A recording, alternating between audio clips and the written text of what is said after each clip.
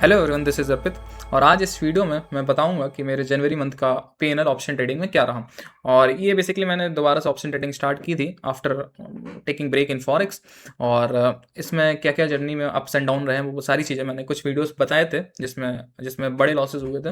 मैंने उसको पर्टिकुलर एक एक वीडियो में कवर किया है, वो आप चैनल पर देख सकते हैं। बाकी ओवरऑल जनवरी मंथ मेरा इसमें कैसा रहा वो मैं इसमें जनरल करके दिखा रहा हूँ। कुछ ये ट्रेड्स थी मेरे ओवरऑल 3.5 लाख के आसपास का लॉस हुआ है, जिसमें से मोस्ट ऑफ द टाइम्स जो मैंने फेस किया वो ये है कि साइकोलॉजी की वजह से लॉस हुआ है। जो सबसे बड़ा लॉस यहाँ पे 3,28,000 का है, ये साइकोलॉजी की वजह से हुआ है। और सिर्फ एक लॉस की वजह से आपका पीएनएल कैसे इतना नेगेटिव हो सकता है। उसके अलावा मोस्ट ऑफ द ट्रेड आप अगर गलत भी जा रहे हैं तब भी ओवरऑल आप प्रॉफिट कर सकते हैं। बाकी ये 1 तारीख का लॉस भी बजट डे का था, जिसमें बजट में मैंने ट्रेड्स ली थी और वो अपोजिट जस्ट 2-3 मिनट में ही चली गई और पोजीशन काटने का टाइम नहीं मिला।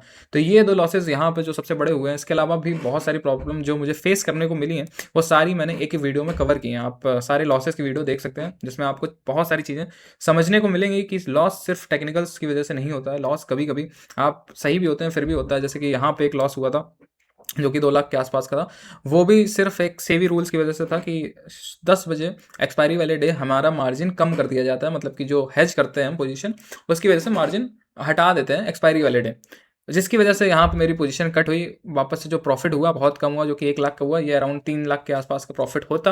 बट कैसे हुआ वो सारी मैंने आपको डिटेल्स बता दी हैं। बाकी ये पीएनएल वीडियो है जिसमें मैं अपने जनवरी मंथ का लॉस दिखा रहा हूँ। ये मैंने अभी दोबारा से रीस्टार्ट की थी। पहले इतना ज़्यादा लॉस मैंने नहीं देखा है, क्योंकि अगर टेक्निकली मैं देखूँ तो चार्ट्स अगर हम खोलें तो टेक्निकली अगर हम निफ्टी का चार्ट देखें तो कुछ अराउंड यहाँ कहीं से ट्रेडिंग स्टार्ट हुई है। यहाँ गई से मैं उतना ज़्यादा टेक्निकली गलत नहीं हुआ हूँ। सेलिंग वगैरह मैंने सारे आपको बायस बता रखे हैं। सेलिंग भी की है मैंने यहाँ पे, सेलिंग यहाँ पे भी की है। और यहाँ पे तो ये बजट वाला दिन था जो एसएल काटा था। जो मेरा एसएल था वो स्लिप होके कहीं यहाँ कटा था जाके, जिसकी वजह से यहाँ लॉस हुआ। ठीक है, बाकी बाइंग भी की है यहाँ पे और यहाँ पे सब जगह। अगर डायरेक्शन देखा जाए तो मेरा most of the time direction सही था और रिस्क मैनेजमेंट सब कुछ सही था। बट जैसे कि कभी कभी रूल्स की वजह से मुझे कट पोजीशन यहाँ कट जाती है।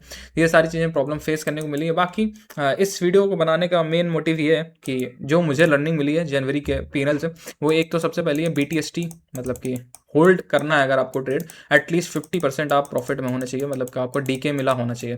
ठीक है, उसके अलावा सेलिंग में भी होल्ड करना मेरे हिसाब से बहुत ही बहुत ही बुरा ऑप्शन होगा मेरे हिसाब से, क्योंकि बहुत बार मैंने ये देखा है न्यूज़ ने सबसे ज़्यादा मुझे इफेक्ट किया है ये जनवरी मंथ में। ये चीज़ मुझे पिछले जब करता था 1-1.5 साल पहले, तब उतनी ज़्यादा न्यूज़ मुझे अफेक्ट नहीं की थी। बट न्यूज़ का इन्फ्लुएंस बहुत ज़्यादा बढ़ रखा है इस टाइम स्टॉक मार्केट में। अब चाहे वो ट्रम्प की वजह से हो, हाँ ट्रम्प की वजह से मुझे बहुत लॉस हुआ है। एक लॉस ये गैप अप में भी हुआ है ये क्योंकि यहाँ से बायर्स ने एकदम से कंट्रोल लिया और एकदम से 1000 पॉइंट का गैप अप होना सिर्फ और सिर्फ न्यूज़ की वजह से। ये प्योरली मैनिपुलेशन मानो या कुछ भी मानो, क्योंकि इतना बड़ा गैप अप एक्सपेक्टेड नहीं था निफ्टी में। और उसके अलावा हर एक जगह मुझे कोई ना कोई न्यूज़ नेगेटिव पॉजिटिव कुछ भी चलता आया है, जिसकी वजह से मुझे बीटीएसटी ने सबसे ज़्यादा लॉस दिया है। तो ये चीज़ आप नोट डाउन कर सकते हैं। जो चीज़ आपको लॉस दे रही है उसको कंट्रोल करना सीखें। और मैंने जनवरी मंथ में कंट्रोल नहीं किया, जिसकी वजह क्योंकि मैंने पहले भी ट्रेड कर रखे हैं तो इतना ज़्यादा न्यूज़ का इम्पैक्ट नहीं आता था। बट शायद इस साल मैंने जब से दोबारा स्टार्ट की तो ये चीज़ें मैंने ध्यान नहीं दी। उसके अलावा कुछ रूल्स हैं, जैसे कि मार्जिन रिक्वायरमेंट्स बढ़ जाती हैं, तो अपना रोल ओवर पहले से ही देख के चलें। निफ्टी जैसे कि एक्सपायर हो रहा है तो वो सारी चीज़ें आपको पहले से ही ध्यान रखनी चाहिए। बाकी सबसे मेन जो है वो है इंट्राडे ही करो। मेरे हिसाब से बीटीएसटी होल्ड बहुत बेकार है। बाकी ये जो जनवरी मंथ का पीएनएल था ये मैंने आपको इसमें दिखा दिया। ये जनवरी मंथ का मेरा पीएनएल है। बाकी देखते हैं आगे कैसी क्या जर्नी रहती है। और अगर इसमें से कुछ आप पॉइंट्स चाहते हैं तो आप नीचे कमेंट कर सकते हैं, तो मैं एग्जैक्टली हर एक चीज़ के बारे में डिटेल में बता सकता हूँ। बाकी मैं इतना ही कहूँगा कि ये मंथ जो मेरा गया है 2026 का, ये लूजिंग मंथ गया है। इसके अलावा कुछ मैंने ट्रेड्स दूसरे ऐप्स में भी किए थे। वो नॉर्मली मैंने ऐसे ही ट्रेड किया था स्टार्ट करने के लिए, चीज़ें ट्राई करने के लिए, तो उसकी भी वीडियो मैं बना दूंगा। उसमें भी थोड़ा बहुत लॉस हुआ था। बाकी फेब में थोड़ा बहुत मैं सोच रहा हूँ थोड़ा सा ब्रेक लिया है। अगर मैं फेब में ट्रेड करूँगा तो मैं वो दिखाऊंगा, अदरवाइज हो सकता है कि ये लास्ट वीडियो हो जाए और इसके बाद मैं वापस से फॉरेक्स में ही फुल कैपिटल ट्रांसफ़र कर लूँ। ठीक है, तो हो सकता है ये लास्ट वीडियो हो। बाकी देखते हैं अगर आगे जर्नी रहती है, अगर नहीं रहती तो वो भी मैं अपडेट कर दूंगा। अगर आगे कंटिन्यू करता हूँ तो वो भी अपडेट कर दूंगा।